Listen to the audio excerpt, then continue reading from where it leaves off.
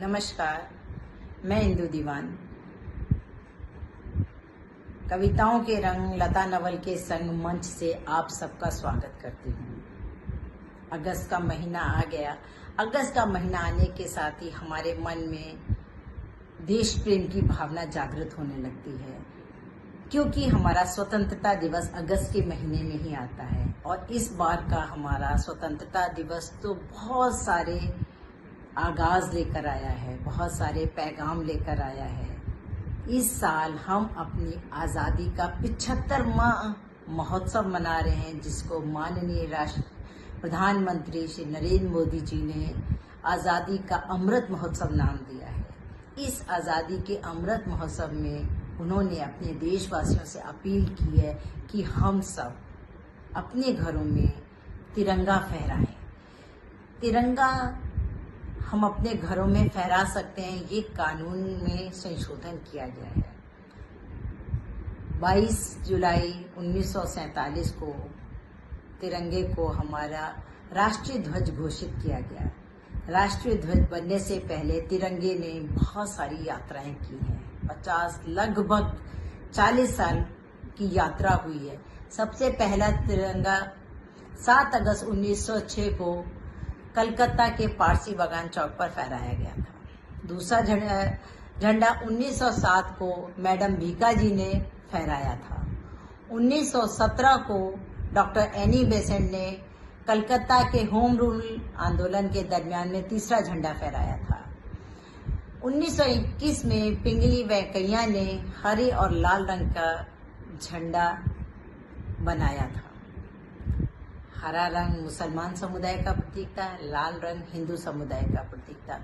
परंतु तत्कालीन राष्ट्रपिता महात्मा गांधी जी को धर्म के नाम पर रंगों का बंटवारा पसंद नहीं आया, इसलिए उन्होंने ये लाल और हरे रंग के झंडे को मान्यता नहीं दी। फिर हमारा तिरंगा झंडा अस्तित्व में आया। 22 जुलाई 1947 को तिरंगे को हमारा राष्ट्रीय ध्वज घोषित कर दिया गया। राष्ट्रीय ध्वज जब घोषित किया गया तो कुछ नियम बनाए गए थे कि जैसे खादी के कपड़े का ही ध्वज बनेगा, हुबली से ही ध्वज बनेगा, सूर्योदय से सूर्यास्त के बीच में ही झंडा फहराया जा सकेगा, सरकारी कार्यालयों पे ही झंडा फहराया जा सकेगा। ये सब नियम बनाए गए थे। झंडे का लंबाई चौड़ाई का अनुपात भी बताया गया था। हमेशा से तब भी और अब भी झंडा 3:2 के अनुपात में ही होना चाहिए। इसमें 3 रंग लगाए गए। केसरिया रंग सबसे ऊपर, सफेद रंग बीच में और हरा रंग नीचे। केसरिया रंग त्याग और बलिदान का प्रतीक है। केसरिया रंग लगाने के साथ हमें याद आता है हमारी पन्ना धाय का त्याग और बलिदान। सफेद रंग शांति का प्रतीक है, जिसके सहारे महात्मा गांधी ने हमारे देश को आजाद कराया था। हरा रंग समृद्धि का प्रतीक है, हरित क्रांति का प्रतीक है, हमारे कृषि प्रधान देश होने का प्रतीक है। इन तीनों पट्टियों के मध्य में सफेद रंग की पट्टी पर पहले चरखा था, लेकिन बाद में संशोधन होके उसमें सारनाथ से लिया गया अशोक का चक्र आया। उसमें 24 तीलियां हैं और ये चक्र नीले रंग का होता है। मन में प्रश्न आता है, नीले रंग का ही चक्र क्यों?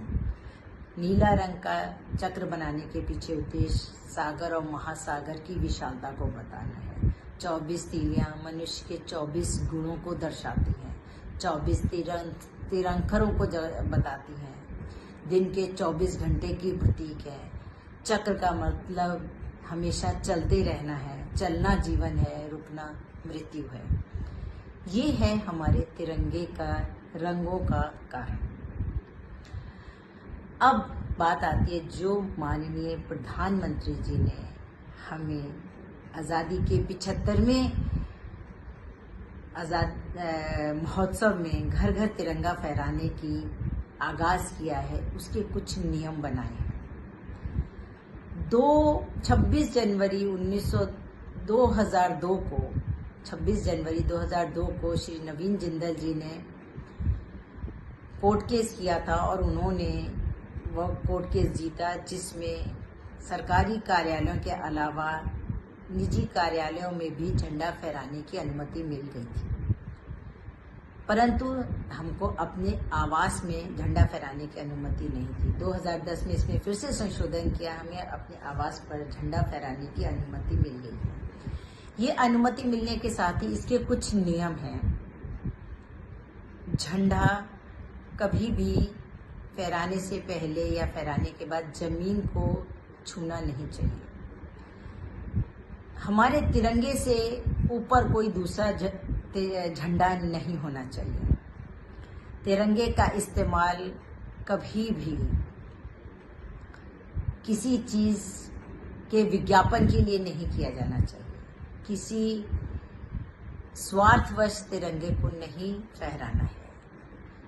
किसी वाहन को ढकने के लिए तिरंगे का इस्तेमाल नहीं करना है। घर में सजावट के लिए तिरंगे का इस्तेमाल नहीं करना है। हमको अपनी पोशाक पहनने के लिए तिरंगे का इस्तेमाल नहीं करना है। ये सब हमारी तिरंगे के प्रति आदर है। माननीय प्रधानमंत्री जी का ये आह्वान है कि हम लोग जब अपने घरों में तिरंगा फहराएं तो उसके मान सम्मान का पूरा ख्याल रखें। तिरंगे को कभी भी पानी में नहीं डुबाना चाहिए। कटा फटा तिरंगा नहीं फहराना चाहिए। अगर तिरंगा क्षतिग्रस्त हो जाता है तो एकांत में ले जाकर उसका उचित मान सम्मान के साथ उसको दफन करना चाहिए। तिरंगे को कभी भी जलाना नहीं चाहिए। मनोरंजन के लिए तिरंगे का इस्तेमाल नहीं करना चाहिए। तिरंगा हर घर में फहराने का उद्देश्य ये है कि हम अपने नौनिहालों को अपने देश की संस्कृति, अपने देश का इतिहास, अपने राष्ट्रीय ध्वज के प्रति प्रेम, अपने राष्ट्रीय ध्वज के प्रति आदर, सत्कार, मान सम्मान की भावना को जागृत कर सकें। हमारे नौनिहालों में देश प्रेम की भावना जागृत हो। हमारे नौनिहाल अपने स्वार्थ से ऊपर अपने देश को समझें, तिरंगे को मान दें, सम्मान दें। इस बार 13 अगस्त से 15 अगस्त के बीच करीब 30 करोड़ राष्ट्रीय ध्वजों का निर्माण किया जा रहा है, जिन्हें हम अपने आवास पर एक साथ फहराएंगे। अंतरिक्ष में भी उसका रंग दिखाई देगा, उसकी गूंज दिखाई देगी। प्रधानमंत्री जी ने ट्वीट करके बोला है हम अपनी प्रोफाइल पिक में भी तिरंगा लगाएं। तिरंगे को उचित मान सम्मान मिलना चाहिए। सबसे पहले 1984 में राकेश शर्मा जब अंतरिक्ष में गए थे, उन्होंने हमारे देश का प्रतिनिधित्व किया था। वहां पर उन्होंने अपने स्पेस सूट में तिरंगे को एक पदक के रूप में लगाया था। तेन सिंह ने जब माउंट एवरेस्ट को विजयी किया था, उस वक्त भी वहां पे उन्होंने तिरंगा अपने देश के सम्मान के प्रतीक में लगाया था कि हमारे देश ने, हमारे भारत ने माउंट एवरेस्ट को जीत लिया है। ये है हमारा घर घर तिरंगा फहराने का उद्देश्य। जागरूकता, देश प्रेम को फैलाना, जेंडर के प्रति जागरूकता होना, हमारे नौनिहाल तिरंगे के बारे में जान सके और उसको पूरा सम्मान दे सके। धन्यवाद।